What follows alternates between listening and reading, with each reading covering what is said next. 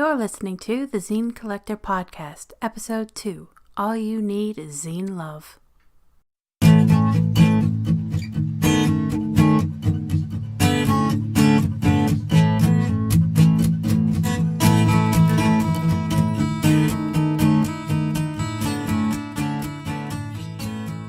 Hello, Zine friends. Welcome to the Zine Collector. I'm your host, Jaime Nyx, and let's talk about zines. Whew! Episode 2! Yay, I made it! First off, thank you for the lovely feedback to episode 1. I know it wasn't the epitome of podcasting, but I appreciate the confidence boost that all of your comments have brought, and it makes me feel like there's a community element to doing this that makes me feel like I can change and evolve this podcast to something that not only do I enjoy doing, but something that you really, really enjoy watching and or listening to. Now, this episode is going to be a little bit different. It's going to be a tad more organized with segments and the like, and a little bit more talk that's actually centered around zines. I am still changing and growing, as I mentioned, so if you have any suggestions, they are definitely welcome. So the first segment that I actually want to do, thank you note cards, is notes and announcements. Now, if I go to plan with this will be released 1 week after the first episode was released. But the thing is, I don't plan on doing this weekly. I'm sorry. I know I would love to. I would certainly love to, but there is a bit more work involved with this than...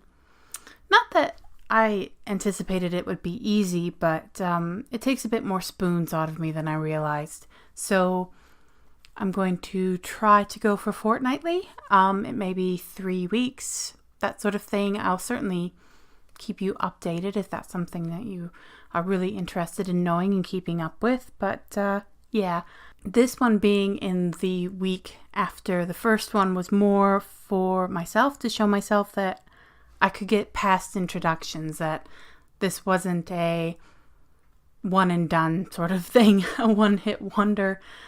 Not that I think the first one is a wonder, but you know, it's up for opinions. Anyway, I'm still figuring out 2018. I'm still trying to figure out everything I want to do. I don't know what it is about this year. I don't know, maybe it's the move, maybe it's everything, maybe it's getting past my anxieties and actually starting this podcast.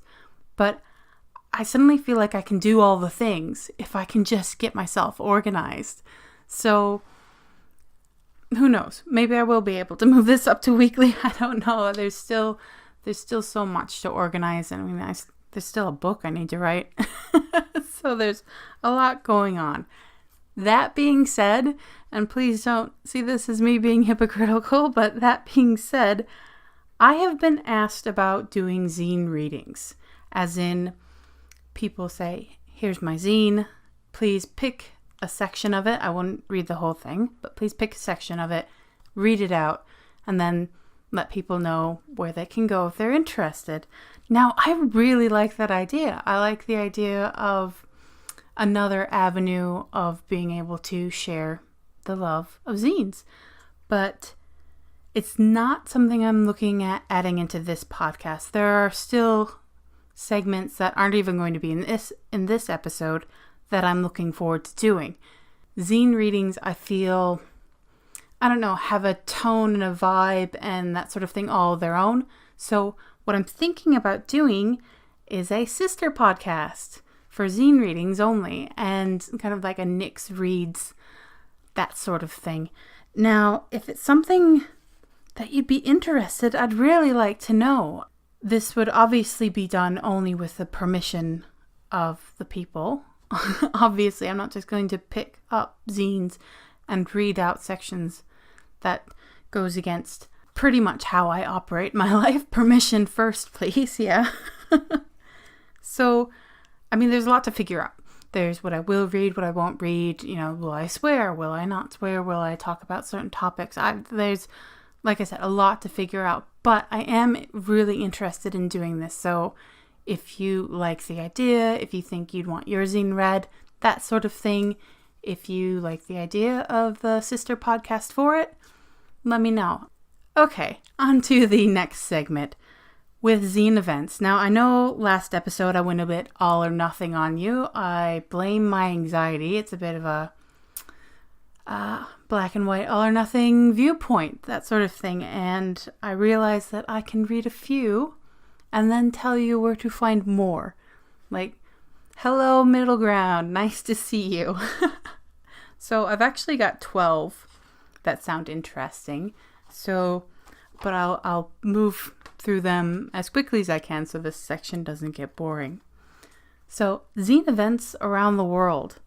We have You're the Voice, zine making with Ladies of Leisure, happening January 25th in South Bank in Victoria, Australia. We have DIY Night number 2, photocopies, fanzines, beer and friends. That sounds fantastic. January 27th in Milano, Italy. Fanzine Wars happening January 27th in Murcia, Spain. Apologies if I've got the pronouncement of Murcia wrong. Murcia, something like that. Again, apologies. We have on January 27th, Tulsa Zine Night in Tulsa, Oklahoma in the US. We have Ground Zine Fair happening January 27th and 28th in Hull, United Kingdom. Zinfony number 9 happening January 27th and 28th in Takasaki, Japan. Zine Club happening in Salem, Massachusetts on January 30th. And on January 31st, we have Exposition Fanzines happening in Liège, Belgium. We also have on January 31st, graphic novels, fanzines, and comics Crafternoon happening in Somerville, Massachusetts, United States. You want to work on public speaking? Try saying Massachusetts repeatedly. I'm sure you'll work on that enunciation quickly. All right, 3 more. Zine Baby, monthly zine making night happening in Katoomba, New South Wales, Australia on February 1st. We have Expo Fanzine happening on February 3rd, 2018, Santiago, Chile. We also have Teen Zine Workshop happening February 6th in Prescott Valley, Arizona, United States. And there is more where that came from. If you would like a direct line to zine events around the world or would like to make sure that your zine event is listed, check out @fanzines on Twitter and Facebook. Links, as always, are in the description. So in the last episode, we talked about introductions, plans for the podcast and whatnot. So let's get into actually talking about zines. Now, after introductions, usually you talk about what a zine is. Now, if you're watching or listening to this, I think it's pretty safe to assume that you've at least heard of zines. You're somewhat familiar. But one of the fun and yet frustrating things about zines is the trickiness in trying to define them. After all, a zine by any other name is a newsletter, a brochure, a comic, a pamphlet, a collage, a sketchbook, or even a diary. So how do you define zine?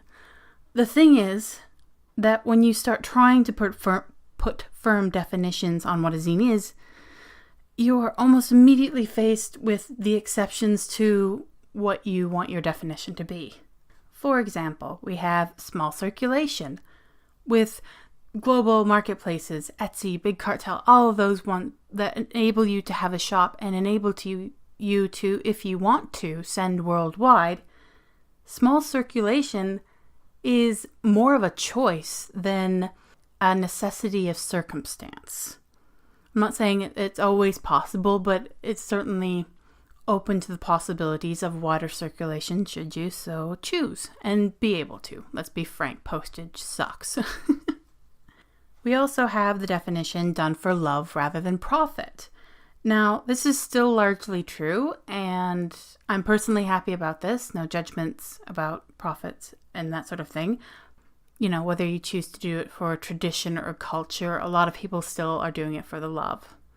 Now, the thing is, though, that I am seeing very slowly, but I'm starting to see on places like Etsy and such like that, that more zines are going for 2, 3, and sometimes even more times the price of production costs.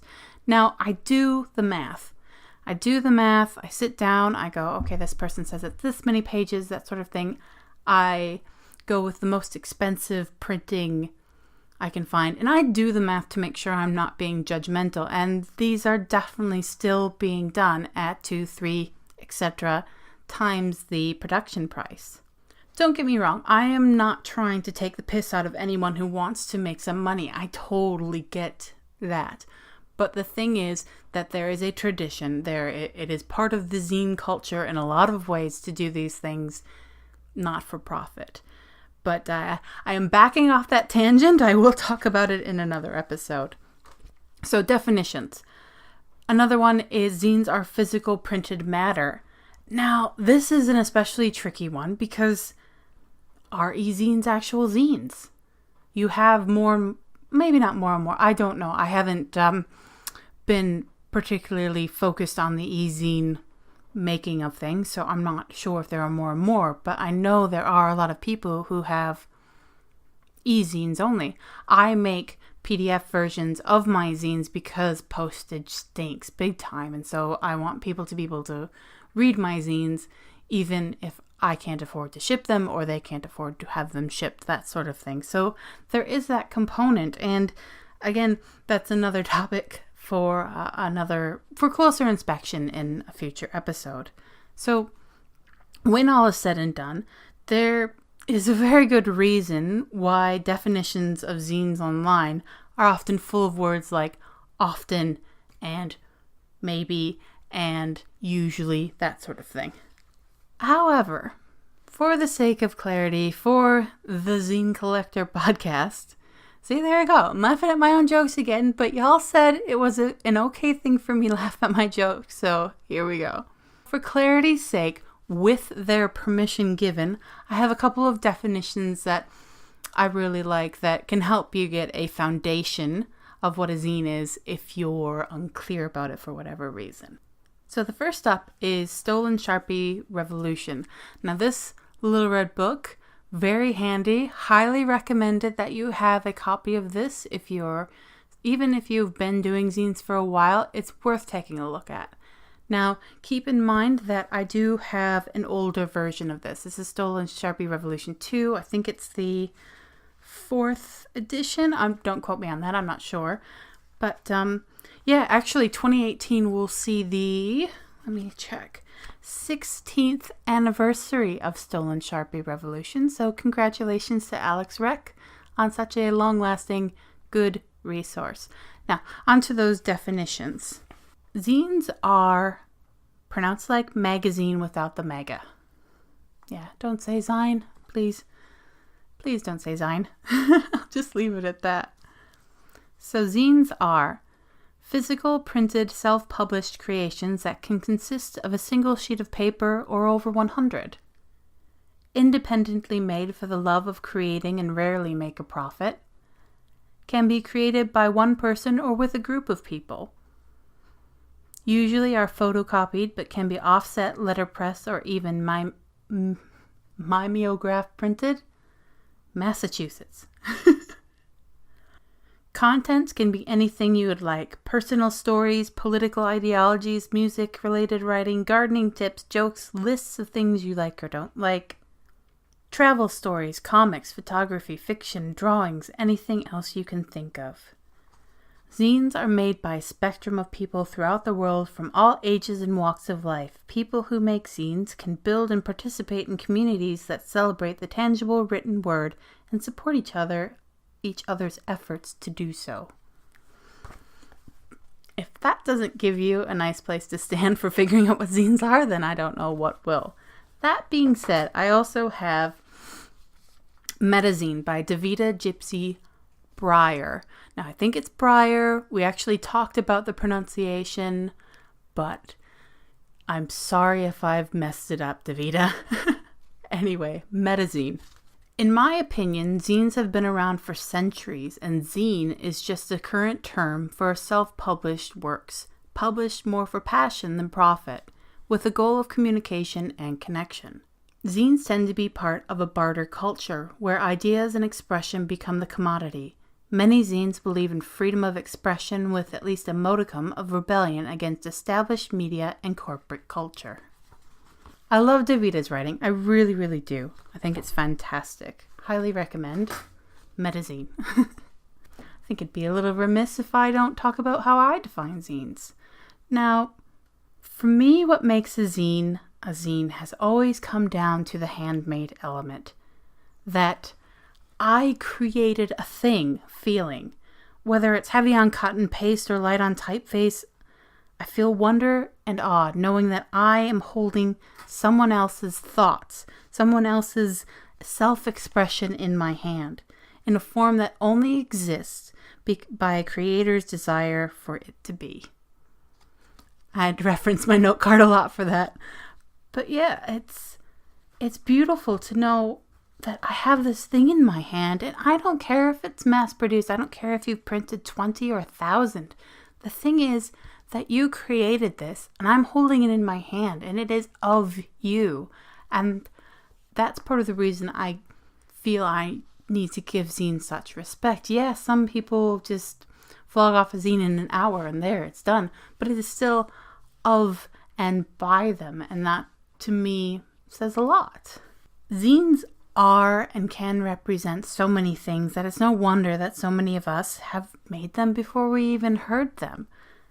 I conducted a very technical, very official, and very scientific poll on Twitter and Instagram. Almost made it all the way through without laughing. So I asked people whether they made zines before they knew about zines. On Instagram, we had 39% of people say yes and 61% of people say no. On Twitter, we had 56% of people say yes and 44% of people say no. So when I added those up, it's pretty even yes-no. But I want to share some quotes on the subject that people shared with me. Now, once again, I have to apologize if I say these names wrong. Latabule on Twitter said, I made little stories in booklets about things I liked when I was in primary school. I loved it so much. Looking back, I realized those were my first zines. Now I want to find them again. At By Diana on Twitter, which has a very unique spelling, so check the links. For a while in high school, a friend and I would make these scrapbooks that were a mix of notes, sketches, lists of fave things or people or crushes, and themed teenagery ramblings. That was, in hindsight, really good zine-making practice. Olivia in Metaparadox 1 writes, starting at the age of 7 and ending at the age of 14, I self-published my own newspaper for family and friends, writing articles about such newsworthy items as school picnics and the new family car. But one issue took a decidedly serious turn when I reported on 9/11 shortly after it happened. I made my own comic strips, puzzles, classified ads, humor, wrote educational pieces and poetry, and even surveyed local residents about events around town, making a pie chart of responses that I was very proud of at the time. Once I even printed out copies of my newspaper for my entire 5th grade class. I'm not sure what they made of it.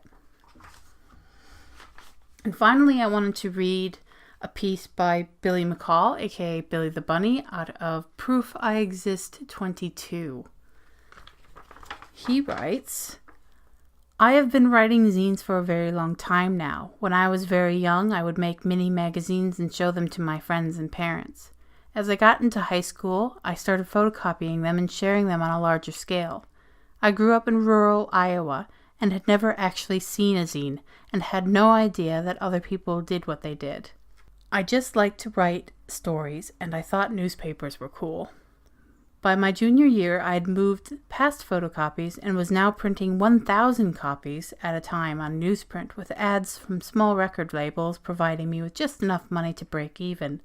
It was a hell of a lot of work, but when you're 17 and feel all alone in southern Iowa, you'll do just about anything for free punk CDs. As I mentioned in the first episode, you can definitely count me in with the yes category. I was making newsletters and all sorts of little things and such. not so much comics, but collage books and that sort of thing. And I actually was looking around and I found Cloud9, my old newsletter. And it was actually a little bit better than I thought it was, to be honest. I have little announcements about various clubs. I have numerology, astrology.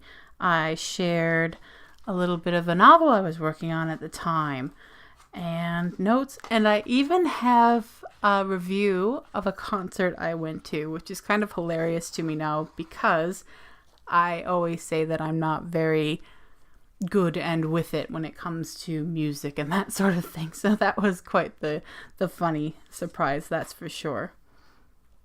Now, I was looking around on YouTube for zine-related videos to put in my zines playlist, and the funny thing happened that I was looking around and I found that these craft making, card making, scrapbook pages, that sort of thing, these craft-centered channels had started making friendship zines, as they called them, and it was a new trend.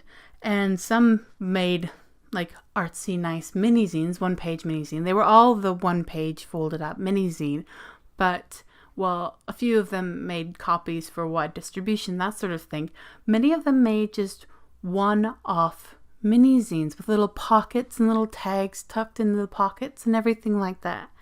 And they were meant to be interacted with, meant to be loved, and had put stickers in it and everything. And I thought it was absolutely brilliant.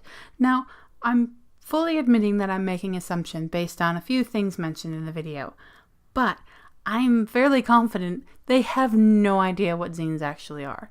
Not that they aren't making zines, they are making zines, but they've never heard of zines as such, and they have no idea that there's this whole community, this whole culture waiting for them to discover. Like, there's a whole history of what they're doing, and they have no idea. They're just making zines for the love of it, and I think that's brilliant. It's fantastic. I love it, because isn't it so lovely that it seems like there are zines within us, that sort of thing. It's all very organic, that you can just come to making zines and not have to. There's no entry bar, there's no studying, there's no degree you have to get, there's nothing. People just come around to making zines, and I think that's absolutely brilliant. I think I've said brilliant about 5 times now, but not as many times as I've said fantastic, because that's my favorite word, and I like Doctor Who. If you get that reference, you also get a cookie. Just saying. Anyway. Oh my gosh, tangent. Anyway, in the end, zines are very, very much what you want them to be. So never, ever be intimidated by making a zine. Never. Because it's entirely possible you've already made one. Brilliant. So that's my ramble on that subject for today, zine friends.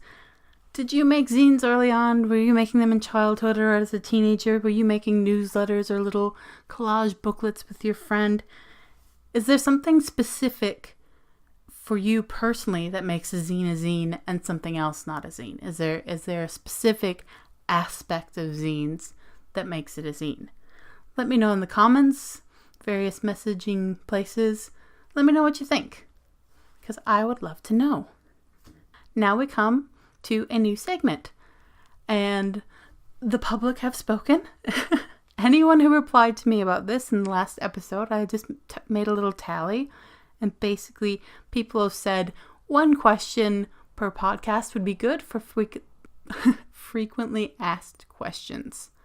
Excuse me, I apologize. So we'll have now a Q&A segment where I will answer 1 question, and that question is this, and I've had this more than any other question. Is this your moneymaker? Is what you're doing with zines your moneymaker? And the answer is no. On to the next segment. Just kidding. But I hate to say it, the answer is definitely, completely, and utterly, definitely not. No. I wish it could be. I would love to, like anybody, I would love to be able to live sustainably on the thing I love to do. But it's not where I am, what it is, what's happening, that sort of thing. In recent times, things have been really tough and tight, and I must admit that my patrons on Patreon have been helping me through a lot, helping me scrape by with Etsy listing fees and Etsy fees for this and Etsy fees for that and Etsy's fees for you saying Etsy, blah, blah, blah. Another tangent for another day. Anyway, please don't take this as anything negative. It's funny that this question comes up so much because I was actually talking to Wanderer a while back because I'd wandered into the kitchen to talk to Wanderer. I had been making zines and everything, and I said to him, you know what? Say we won the lottery, fingers crossed, I would still be doing what I'm doing. Whether I was making $1, whether I'm not making anything, that sort of thing, I would still do what I'm doing because I love doing it. And in the end, I'm very grateful for that. And anyone would be crazy not to be grateful. That yes, I get frustrated by finances. Who doesn't? Except the independently, massively wealthy, I suppose. I just do. I just love it. And as long as I'm surviving, as long as I've got a roof over my head and can eat most days. I'm just kidding. I am able to eat. Sorry. Bad joke. I apologize. But as long as I'm able to do what I'm doing, I will do it. So, woo! That was a great start to the Q&A segment. And that's another thing too. I will be working on my verbal crutches so I stop saying anyway or but or so much. If you have any questions about zines, zine reviewing, the secret to an amazing chocolate cake, anything else, anything you think that I can answer for whatever reason. I wouldn't say I'm very knowledgeable on theoretical physics, but I'll give it a good go. You can leave your questions in the various comment areas. You can tweet at me, you can Instagram message, so on and so forth. Links, description, etc.